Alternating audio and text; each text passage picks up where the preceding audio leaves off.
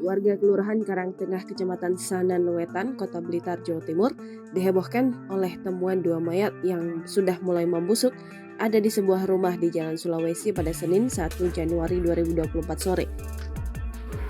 Penemuan dua mayat yang belum dapat dipastikan identitasnya itu berawal dari keluhan warga sekitar atau bau busuk yang berasal dari rumah yang digunakan sebagai tempat penitipan hewan piaraan. Ketua RW setempat, Siswanto, mengatakan penemuan dua mayat itu diketahui warga sekitar pukul 17.00 waktu Indonesia Barat setelah dirinya dan warga membuka puluhan anjing dan kucing itu.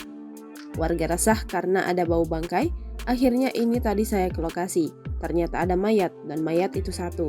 Tapi ternyata di dalam juga ada, ujar Siswanto ditemui di lokasi Senin petang. Menurutnya mayat pertama ada di bagian depan rumah, sedangkan mayat satunya lagi berada di bagian dalam rumah. Siswanto mengatakan kedua mayat itu sudah membusuk dan mengeluarkan bau menyengat. Mayat yang ada di bagian depan rumah, ujarnya, sudah terdapat belatung terutama di bagian kepala.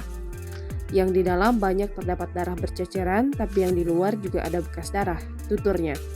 Meski mayat sulit dikenali, Siswanto menduga jasad yang berada di bagian depan rumah adalah pemilik rumah sekaligus pemilik usaha penitipan hewan yang bernama inisial RSU, usia sekitar 47 tahun.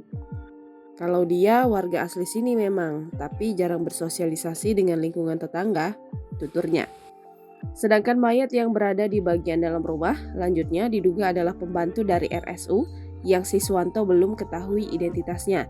Siswanto menambahkan bahwa usaha penitipan hewan piaraan yang baru beroperasi sejak beberapa bulan lalu itu tidak memiliki izin. Sementara itu, Kepala Satuan Reserse Kriminal Polres Blitar Kota, AKP Hendro Utario, mengatakan pihaknya belum dapat memastikan identitas dari kedua mayat. Untuk identitas korban sedang kita dalami, besok kita datangkan dokter forensik, termasuk untuk mencari ada tidaknya unsur kekerasan, ujar Hendro di lokasi Senin malam.